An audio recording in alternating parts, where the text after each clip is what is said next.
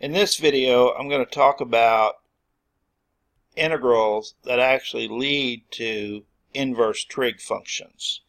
So I'm going to focus on three formulas here.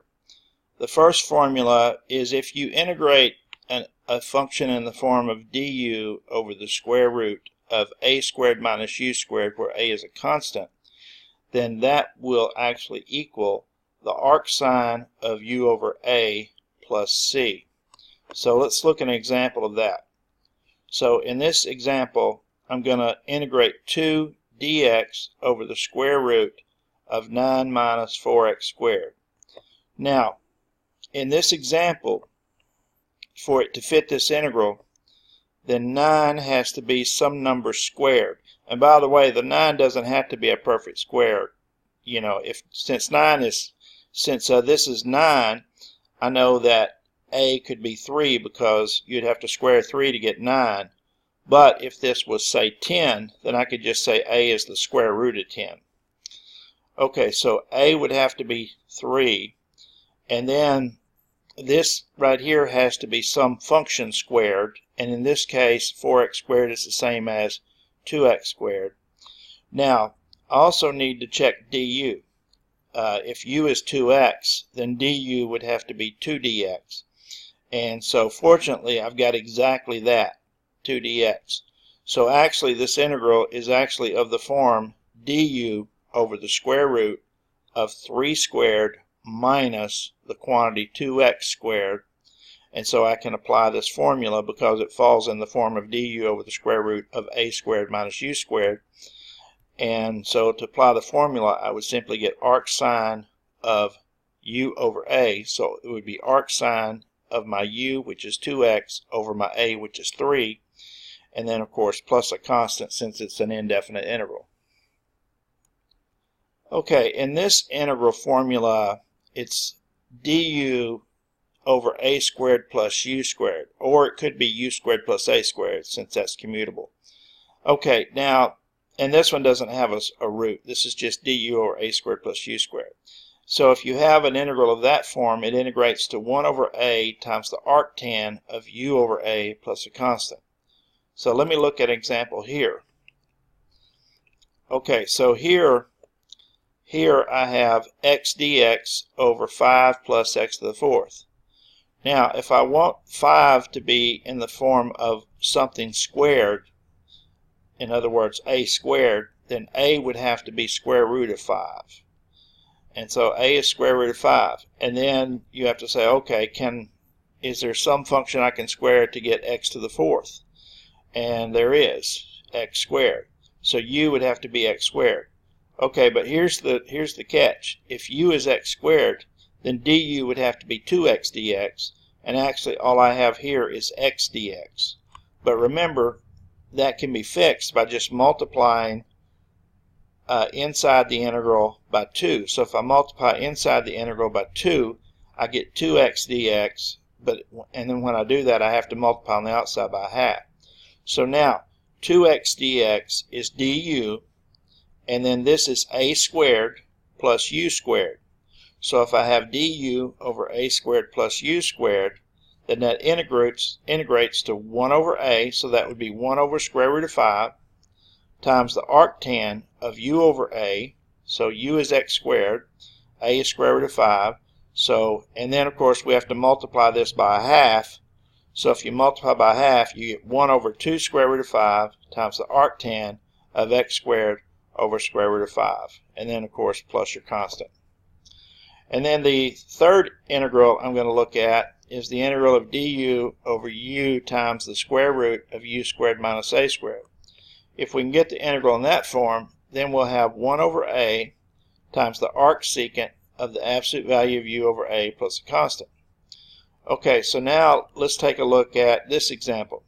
I have x dx over 3x squared times the square root of 9x to the fourth minus 16. Okay, now u has to be the square root of 9x to the fourth, which is 3x squared.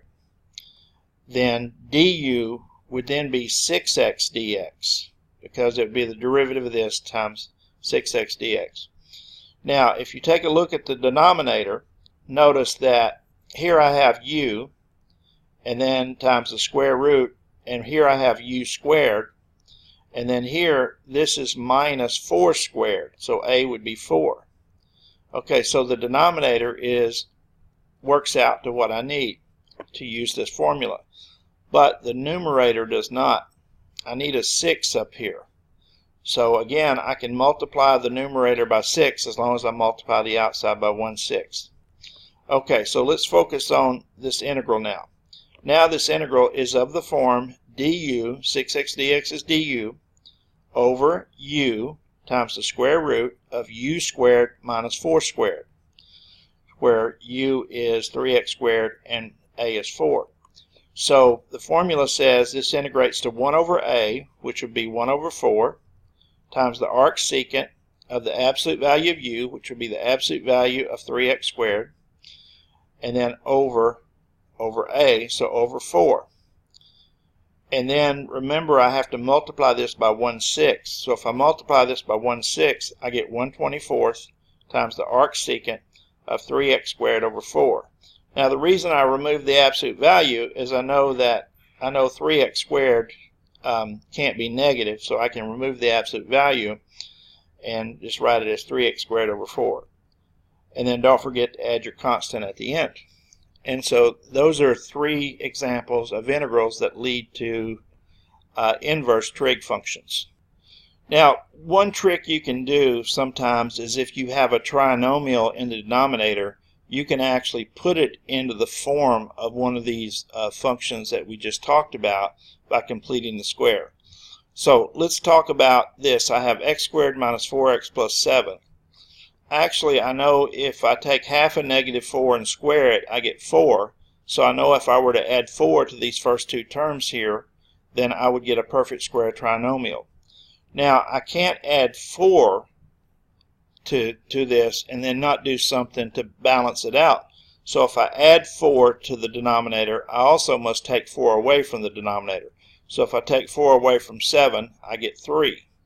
So now the denominator is in the form of x minus 2 quantity squared plus 3, and I can think of 3 as square root of 3 squared.